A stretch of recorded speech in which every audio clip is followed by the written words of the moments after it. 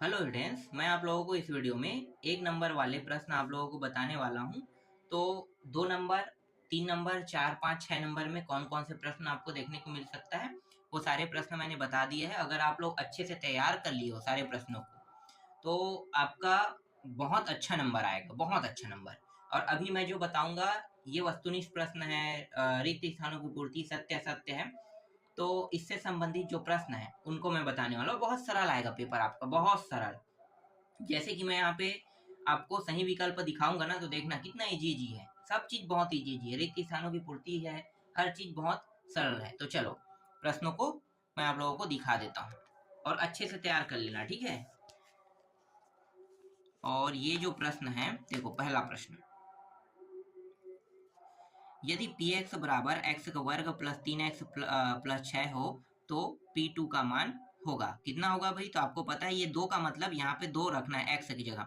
तो दो का वर्ग मतलब 4 हो गया, 3 गुणित 2 मतलब 6 हो गया, है ना। 4 और 6 10, और 10 और 6 16। 16 कहाँ पे है? बी में।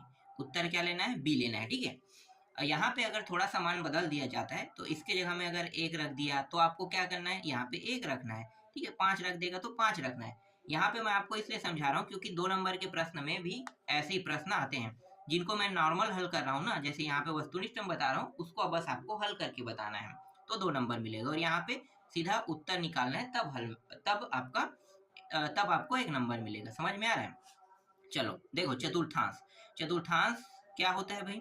चतुर्थांश के बारे में आप लोगों ने पढ़ा है कि नहीं पढ़ा है? ऐसे ही मैं आपको थोड़ा समझा देता हूँ। चतुर्थांश से कोई भी प्रश्न आएगा ना, आपसे बन जाएगा। तो चतुर्थांश जो है, थोड़ा सा देखो, ये इस तरीके से रहेगा। ये प्रथम हो गया, है ना, प्रथम चतुर्थांश, ये द्वितीय चतुर्थांश, ये तृतीय चतुर्थांश, और ये चतुर्थ चतुर्थांश। इसमें सभी प्लस में रहते हैं। इस वाले में क्या होगा, क्योंकि ये देखो ये x है, ये y सीरीज है ना, तो x के ये वाला यहाँ से यहाँ तक प्लस रहता है, यहाँ से यहाँ तक भी प्लस है y में, ठीक है। लेकिन ये वाला जो है ना, ये x डैश जो है ये माइनस में जाता है, और यहाँ पे ये जो y डैश है ना, ठीक है, ये माइनस में रहता है, ठीक है। तो यहाँ पे x क्या है? माइनस में, और y के ऊपर की ओर जा रहा है, मतलब प्लस में है, ठीक है। तो इसमें माइनस प्लस है ना, तो ये x y, तो x माइनस में हो जाएगा और y प्लस में। फिर ये y देखो माइनस है और ये भी माइनस है, सॉरी x माइनस है, ये y माइनस है, दोनों माइनस में रहेगा, मतलब x भी माइनस और y भी माइनस रहेगा। अब इसमें देखो y और ये x वाला ये है ना, तो x प्लस में रहेगा और y माइनस में रहेगा। अब देखो यहाँ पे कौन प्लस में कौन माइनस में है, तो देख सकते हो प्रश्न को। देखो 4x है ना, और -7 है, तो माइनस कौन है भाई? माइनस, देखो ये माइनस है y, तो 4 प्लस में है मतलब x प्लस में, माइनस y मतलब ये y का मान माइनस, मतलब कौन सा चतुर्थांश हो? चतुर्थ। समझ में आ गया? तो चतुर्थ चतुर्थांश ये हो जाएगा। तो इसका उत्तर क्या लेना है? चतुर्थ चतुर्थांश, ठीक है। प्रथम द्वितीय तृतीय चतुर्थ कैसे चुनना है आपको पता चल गया। देखो तीसरा प्रश्न, साइन स्क्वायर 63 अंश प्लस कॉस स्क्वायर 63 अंश का मान होगा। तो अगर मैं इसके जगह में थीटा रख दूं, इसके जगह में थीटा रख दूं, तो कितना होगा? 1 होगा ना। तो ये दोनों थीटा की जगह में तो रखा गया है, इसलिए इसका मान कितना होगा? 1 होगा। ये भी डी आएगा। वृत्त की छेदक रेखा वृत्त को कितने बिंदुओं पर प्रतिच्छेद करती है? तो 2 लेना है। यदि ए बी सी हो तो इसका मध्यानुपाती, मध्यानुपाती वाला मैंने प्रश्न बताया था ना, है ना। तो ऐसे ही आपको उत्तर बता देता हूँ। देखो बी है, ये बीच में है, तो बी को 2 बार, बी का वर्ग प्लस माइनस ए और सी, ये ए सी, इस तरीके से, ठीक है। तो ये उत्तर क्या होगा? ये होगा, ठीक है। मध्यानुपाती का उत्तर ये रहेगा। ये नहीं दिया जाएगा, इसको हटा देगा, बी को, है ना, बी को हटा देगा तो बस इतना आपको दिखाई देगा, प्लस माइनस ए सी, और ये अंडर रूट रहेगा, ठीक है, ये रहेगा। इसके बाद और वस्तुनिष्ठ दिखा देता हूं मैं, ए बी सी तीनों सेट के हिसाब से बता रहा हूं। तो देखो बहुपद यहाँ पे दिया है ना, 2x माइनस 7x माइनस 9 के शून्यांकों का योगफल होगा। तो आप लोगों को सूत्र पता होना चाहिए, तभी ये बन पाएगा, ठीक है। क्या होता है? माइनस बी अपान सी, ये योगफल का सूत्र है, ठीक है। तो बी मतलब देखो ये क्या है? 7 है, तो -7 को मैं ले लेता हूँ, और पहले से माइनस यहाँ पे सूत्र में, ये भी माइनस है ना, और यहाँ पे -9, यहाँ पे दिया -9, तो ये माइनस और ये माइनस क्या हो गया? प्लस हो जाएगा, मतलब 7 और ये 9, तो ये नीचे माइनस है, ये ऊपर चलाएगा, मतलब -7/9। देखो कहाँ पे है? माइनस बी अपान सी था ना। ओ यहाँ पे मैं सूत्र गलत कर दिया हूँ, ये ए होगा, ठीक है, यहाँ पे कुछ गलती हो गया था, ये प्लस रहेगा। तो 7/2, ठीक है, 7/2, देखो प्लस में आया, ये आया है ना, 7/2। तो योगफल का शून्य क्या होगा, शून्यांकों योगफल का सूत्र ये है, सूत्र पहले याद करना, बी अपान माइनस बी अपान ए। उसके बाद जब इसको हल करोगे तो देखो ये माइनस था, माइनस माइनस यहाँ पे सूत्र हो गए प्लस, और ये 2, ठीक है, 7/2 आ गया। अब शून्यांकों का गुणनफल अगर कहता तो गुणनफल कहता, तो इसके लिए जो सूत्र है वो क्या है, सूत्र है 9, मतलब c अपान a है। तो c का मान कितना है, देखो -9, -9/2 हो जाता। समझ में आ गया। इससे संबंधित प्रश्न जो है 2 नंबर 3 नंबर में आते हैं, इसलिए यहाँ पे मैं आपको बता रहा हूँ, तो ये बेनिफिट आपको प्रश्न के टाइम होगा। y अक्ष में स्थित किसी बिंदु का भुज, y अक्ष में अगर कोई बिंदु है ना, तो उसका भुज क्या होगा। बहुत सरल प्रश्न है, बहुत ही सरल। y अक्ष में मतलब y अक्ष बस में रहेगा, y अक्ष मान बनेगा, x अक्ष तो हो ही नहीं सकता, क्योंकि x अक्ष यहाँ पे बोला नहीं है, मतलब x अक्ष मान 0 रहेगा। तो y अक्ष का जो भुज है, ठीक है, भुज और कोटि आपको पता है ना, कोटि किसे कहते हैं, x को, और भुज y को, है ना। तो ये y ही रहेगा, यहाँ पे y ही लेना है। इसके बाद अगला प्रश्न देखो, tan 90 माइनस थीटा, ये चेंज हो जाएगा, tan किस में चेंज होगा, कॉट में। देखो तो कॉट थीटा कहाँ पे, ये रहा, सीधा इसको उत्तर लेना है, आपको पता होगा कैसे चेंज करते हैं, है ना, प्रैक्टिस कर लिए हो तो आपको पता रहेगा। देखो समरूप त्रिभुज की संगत भुजाएं होती है, समरूप त्रिभुज की संगत भुजाएं क्या होती है, समानुपातिक होती है। इसके बाद है समीकरण निकाय दिया है, क्या बताना है भाई, निकाय के हल होंगे। ये जो हल है ये क्या होता है, अद्वितीय हल होता है ना, क्या होता है, अद्वितीय हल होता है, या कोई हल नहीं होता है। तो ये कोई हल नहीं होगा, क्यों, क्योंकि ये दोनों तो बराबर हो, a1/a2 बराबर b1/b2 बराबर है, लेकिन c1/c2 बराबर नहीं होता, इसका मतलब ये क्या है, कोई हल नहीं है आएगा, ठीक है, इसका उत्तर कोई हल नहीं होगा, ये भी याद रखना, ठीक है। 3 टाइप होते हैं, एक होता है अद्वितीय, अद्वितीय हल में क्या होता है, देखो मैं आपको पहले ही बता देता हूँ, अद्वितीय हल में क्या होता है, a1/a2 और यहाँ पे क्रॉस कर दो b/b2, तो ये अद्वितीय हल होता है। लेकिन ये और ये दोनों बराबर होने के बाद तीसरा बराबर नहीं होता है, इसे हम कोई हल नहीं कहते हैं। अगर तीनों बराबर, ये भी यहाँ भी बराबर का चिन्ह डाल देते हैं, तीनों बराबर है, तो अनंत अनेक हल होगा, 3 ही होते हैं ना, तो आपको ये समझना है। चलो अगला देखो, देखो बहुपद x का वर्ग -9 का एक गुणनखंड होगा। तो यहाँ पे आपको क्या लेना है, गुणनखंड होगा कह रहा है, सीधा मैं आपको उत्तर बता, देखो ये x का वर्ग -9 एक प्लस एक माइनस में होगा, है ना। तो प्लस माइनस के हिसाब से इसके जो मान है, 1 मिनट, इसको किस तरीके से, ये अलग तरीके से दिया है, ठीक है, कोई दिक्कत नहीं है। हम इसको किस तरीके से ले लेते हैं, x के दोनों मान प्लस में जाएंगे, हाँ, तो x+3 ले लो, ठीक है, तो ये x+3 आ जाएगा, दोनों मान प्लस में, क्योंकि ये x का वर्ग उस साइड जाके 9 प्लस में हो जाएगा, तो x का क्या होगा, मान 3 होगा, तो मतलब प्लस में ले लो, x+3, ठीक है। ये हो गया पहला। मूल बिंदु के निर्देशांक, ये प्रश्न आते रहते हैं, मूल बिंदु के निर्देशांक तो आपको 0 0 लेना, कहाँ पे 0 0, ठीक है। मूल बिंदु के निर्देशांक आपको पता होना चाहिए, है ना, जो मैंने प्रथम द्वितीय तृतीय चतुर्थांश वाला बताया था, उसमें जो बिंदु पॉइंट है वो जहाँ से शुरू होता है उसे हम 0 0 पॉइंट कहते हैं। तो मूल बिंदु के निर्देशांक 0 0। 2 sin थीटा बराबर अंडर रूट के अंदर 3 हो तो थीटा का मान होगा, थीटा का मान कितना होगा, तो करनी 3/2 हो जाएगा ना, तो साइन थीटा, तो करनी 3/2, तो इसका जो उत्तर होगा 60 अंश होगा, है ना, करनी 3/2 साइन के 60 अंश में होता है, ठीक। ये 2 इस साइड आके इसको भाग करेगा, तो करनी 3/2 हो जाएगा, साइन थीटा बस बचेगा, तो साइन थीटा मतलब थीटा का मान 60 अंश।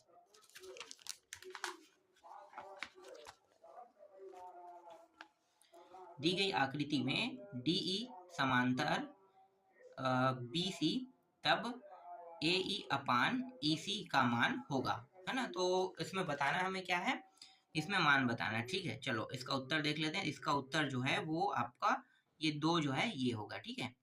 इसके बाद है नेक्स्ट प्रश्न, ये दोनों को समांतर माध्य करना है, दोनों को जोड़ना है ना, सिंपल तरीके जोड़ दो, तो ये दोनों प्लस में, मतलब 2 कहाँ पे है, देखो 2 आ गया, और करनी 3, और फिर ये और ये प्लस और माइनस है, तो कट जाएगा, मतलब ये ए होना चाहिए, 1 मिनट, हाँ ये और ये कट जाएगा, 1 मिनट, समांतर माध्य, हाँ ठीक है, ये और ये कट जाएगा, ठीक है। और सूत्र चलो मैं यहाँ पे पूरा बता देता हूँ कैसे होगा, देखो यहाँ पे कर्ण 3 प्लस 1, फिर जोड़ना है समांतर माध्यक मतलब दोनों को जोड़ना है, ठीक है। कर्ण 3 माइनस 1, ठीक है, अपान 2। इस तरीके से ये और ये कट गया, कर्ण 3 और कर्ण 3 कितना हो जाएगा, कर्ण 3 2 कर्ण 3 और ये 2 2 2 कट गया, तो ये आ गया आपका उत्तर। समझ में आ गया, इस तरीके से ये निकलेगा। इसके बाद अगला जो प्रश्न है उसको भी आपको दिखा देता हूं मैं। देखो, सही विकल्प चुनकर लिखे में ये वाला 1 2 3 का चतुर्थानुपाती बताना है, ठीक है। चतुर्थानुपाती बताना आपको पता होना चाहिए। चतुर्थानुपाती कैसे निकालते हैं, देखो 1/2 और 3/x ऐसे ही करोगे, है ना। तो ये हो जाएगा 2 3 6 और ये x यहाँ पे आ जाएगा, तो x बराबर 6 कहाँ पे 6 डी में है, ठीक है। तो डी क्या होगा, इसका उत्तर हो जाएगा, ठीक है। इसको लेना है। किसी श्रेणी का nवां पद tn बराबर 5n प्लस 4 है तो पांचवा पद होगा, पांचवा पद बताना है, ठीक है। तो इसका उत्तर क्या हो जाएगा, इसका उत्तर हो जाएगा बी 29, ठीक है। पांचवा पद बताना है तो ये 29 ले लेना है। इसके बाद देखो बिंदु दिया, फिर चतुर्थांश दिया है, तो दोनों माइनस में कौन सा चतुर्थांश है, तृतीय चतुर्थांश, है ना। ऐसी पता चल रहा है तृतीय, दोनों माइनस में मतलब तृतीय, दोनों प्लस में मतलब पहला, पहला में दोनों प्लस, तीसरा में दोनों माइनस, और दूसरा और चौथा में क्या है, एक्स वाला माइनस में रहेगा और चौथा में वाई वाला माइनस में रहेगा। ये ट्रिक आपको याद होना चाहिए, तभी ये प्रश्न बन पाएगा। चलो अगला देखो। इसके बाद देखो साइन थीटा गुणित कॉस थीटा का मान होगा, क्या होगा भाई, साइन थीटा कॉस थीटा का मान, ये दोनों का मान 1 होना चाहिए, ठीक है। तो 1 लिख लेना। ये कैसे होगा, देखो आपको सूत्र पता होगा, साइन को हम किस में चेंज कर सकते हैं, 1/कोसेक में, कोसेक को किस में चेंज कर सकते हैं, 1/साइन में, तो दोनों कट के 1 हो जाएगा। घन में शीर्षों की संख्या, घन में शीर्षों की संख्या 8 होता है ना, 8 शीर्ष, शीर्ष, हाँ 8 शीर्षों, ठीक, तो ये 8 आ जाएगा। अब खंड ब देख लेते हैं। देखो खंड ब, दी गई आकृति में x का मान खाली स्थान है, तो दी गई आकृति में x का मान कितना होगा, तो देखो x यहाँ पे, तो ये जो चित्र है यहाँ पे 120 है, तो इसका आधा ये होता है, तो आधा मतलब कितना 60, तो सीधा यहाँ पे 60 लिखना है, ठीक है। कितने अंश होगा, 60 अंश होगा। इसके बाद दो संख्याओं का जोड़ खाली स्थान होता है, दो संख्याओं का जोड़ क्या होगा, दो संख्याओं का जोड़ विषम होगा, यहाँ पे विषम लेना है। सावधि जमा खाते में जब ब्याज की गणना तिमाही की जाती है तो दर खाली स्थान लिया जाता है 1/4, है ना, 1/4 लेना है। और अगर 6 माही कहेगा तो 1/2, है ना, 2 बार लेना होता है तो 1/2 लेना है। इसमें तिमाही कहेगा तो 1/4, और अगर 6 माही कहता तो इसको कितना लेता, 1/2। क्यों ऐसा कर रहे हैं मैं आपको बता देता हूँ। देखो जब हम अर्धवार्षिक करते हैं तो हम लोग हर 6 माह में 2 बार पटाते हैं ना, एक साल में मतलब 2 बार बताते हैं ब्याज, तो इसी के लिए उसे 1/2 कहते हैं। और अगर हम गणना तिमाही करते हैं तो हर 3 माह में पटाते हैं, तो साल में कितने माह होते हैं, 12 माह, तो 4 बार पटाएंगे तो 1/4, इसी प्रकार से, ठीक है। अगला देखो, यदि पी एक्स, ये एक्स 3 घात माइनस 4x वर्ग प्लस x प्लस 6 का मान खाली स्थान होगा, तो यहाँ पे आपको डायरेक्ट 0 ले लेना है, ठीक है। और इसके बाद है बैंक में खाता खोलने के लिए खाली स्थान संख्या अनिवार्य है पेन नंबर, ठीक है। आजकल ये जो टैक्स वाला है ना, पेन नंबर लिख लेना, ठीक है, ये इसका उत्तर रहेगा, पेन।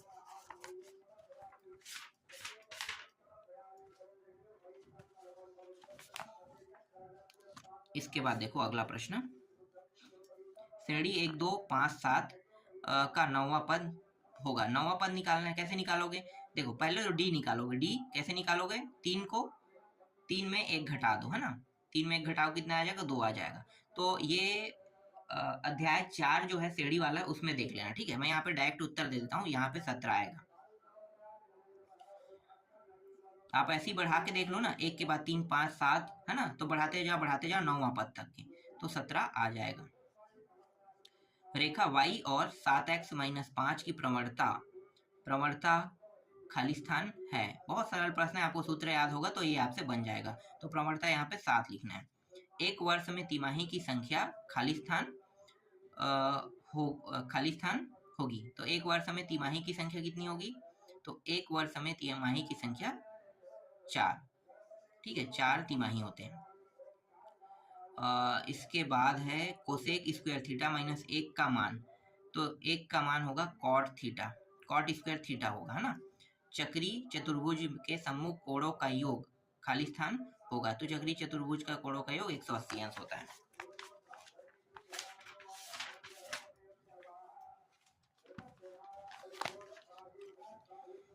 देखो अगला प्रश्न, यहाँ पे ये 7, 3, 21 और x का मान निकालना है। बहुत आसान प्रश्न है, आपको पता है करना क्या है। ठीक है, मैं यहाँ पे डायरेक्ट लिख देता हूँ 9, है ना।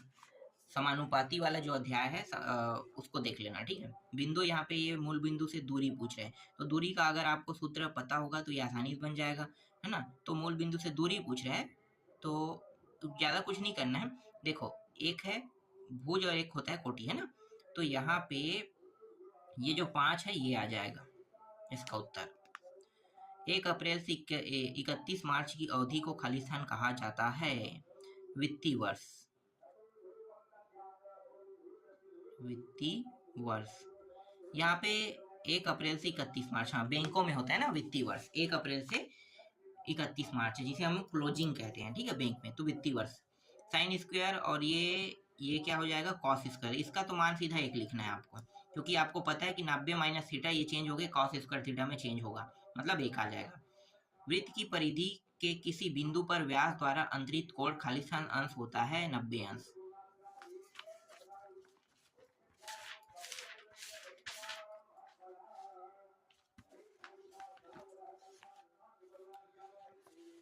देखो इसके बाद ये वाला देखो, बहुपद x वर्ग प्लस x माइनस 12 के शून्यांकों का योगफल कितना होगा भाई, शून्यांकों का योगफल -1 होगा, है ना। बिंदु 1, 2 और 5, 10 से होकर गुजरने वाली रेखा की प्रवणता बताना है। ठीक है, प्रवणता तो आपको सूत्र पता है ना, y2 minus y1 x2 minus x1, बस इस सूत्र में रखना है। तो ये क्या है, ये x है 1 और ये y1 है, ये y2 है और ये नहीं x2 है और ये y2 है ना। सूत्र में रखोगे तो आ जाएगा। मैं यहाँ पर डायरेक्ट उत्तर दे देता हूँ, तो 2 आएगा। जिस राशि पर ब्याज की गणना की जाती है उसे हम क्या कहते हैं, मूलधन कहते हैं। ठीक है, तो यहाँ पे मूलधन लेना है। और ये जो मान है ये दोनों कट के हो जाएगा 1/2 सीधा, नहीं यहाँ पे क्या है, ये 10 75 है और ये कॉट कितना है, कॉट 15 अंश का मान होगा, है ना। तो 10 को कॉट में चेंज करेंगे तो इसको या इसको चेंज करो, हाँ 1/2 आएगा। ठीक है, वृत्त की सबसे लंबी जीवा व्यास, व्यास को ही आजकल सबसे लंबी जीवा बना दिया है ना। इसके बाद सत्य असत्य देख लेते हैं।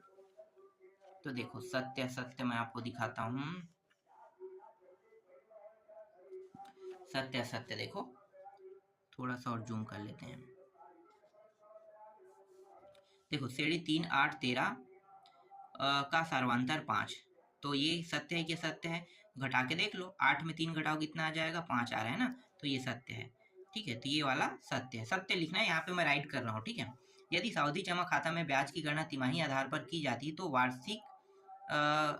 वार्षिक दर दुगना लिया जाएगा, ये सत्य होगा, है ना। 4 गुना हो जाएगा, तिमाही करने पर कितना होता है, 1/4 मतलब 4। ठीक है, तो यहाँ पे दुगना गलत है। ठीक है, अगर 6 माही कहता तो सही होता। दो सम संख्याओं का योग सम संख्या होती है, तो ये सत्य है।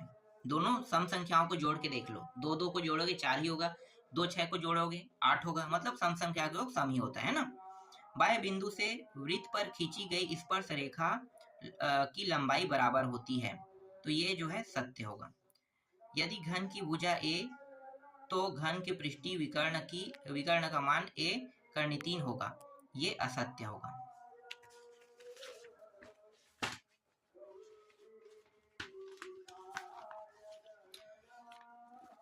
अगला देखो, किसी बाह्य बिंदु से वृत्त पर खींची गई स्पर्श रेखा बराबर होती है, ये सत्य है। सावधि जमा खाता वाला है ना, परिपक्वता राशि ही मिश्रधन होता है, ये भी सत्य है। सभी सम संख्याओं 2 से भाज्य नहीं होते हैं, ये असत्य है। वृत्त का अंश माप 360 अंश होता है, ये सत्य है। इकाई त्रिज्या वाले गोले का आयतन 4/3 पाई के घन होता है, ये भी सत्य है।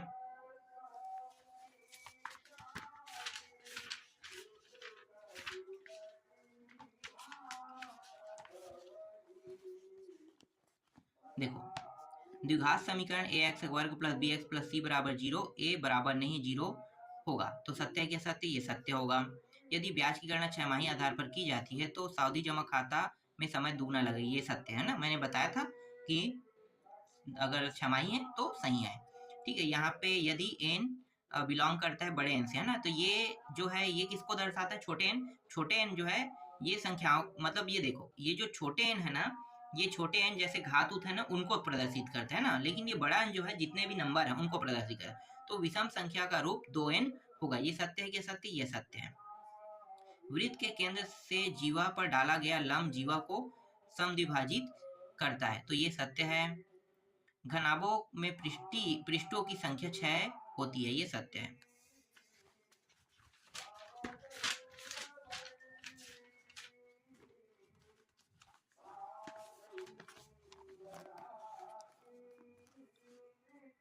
देखो, यदि किसी बिंदु का निर्देशांक -4 हो तो बिंदु पाई अक्ष पर स्थित है। ये सत्य का सत्य? असत्य होगा। ठीक है, टेन थीटा 1/3 दिया है का मान 60 अंश होता है। ये भी असत्य है। क्या ये 1/3 जो है होता है क्या? 30 अंश कितना में होता है? 30, है ना, तो ये क्या हो जाएगा? असत्य। वर्ग समीकरण 3x का वर्ग प्लस 7x प्लस 1 बराबर 0 के मूलों का गुणनफल 1/3 है। तो ये सत्य है। यदि दो वृत्तों की त्रिज्या समान हो तो वे वृत्त सर्वांगसम होंगे। तो ये भी सत्य है। ठीक है, सर्वांगसम हुए। दो समरूप त्रिभुजों के क्षेत्रफल का अनुपात 49:36 हो तो उनकी संगत भुजाओं का अनुपात 6:7 6:7 होगा। ये असत्य है ना। 6 पहले होता, देखो ये 7 पहले होता और ये 6 ऐसे होता, तब ये सत्य होता। लेकिन क्या हो गया, ये 6 को पहले दे दिया 7 को, इसलिए ये असत्य हो रहा है। ठीक है, तो ये सारे प्रश्न मैंने आपको बता दिया, आप लोग अच्छे से तैयार कर लेना। ठीक है, और ये जो मैंने प्रश्न बताया इनमें से कुछ ही प्रश्न आएंगे, हालांकि बहुत सारे प्रश्न इससे रिलेटेड रहेगा।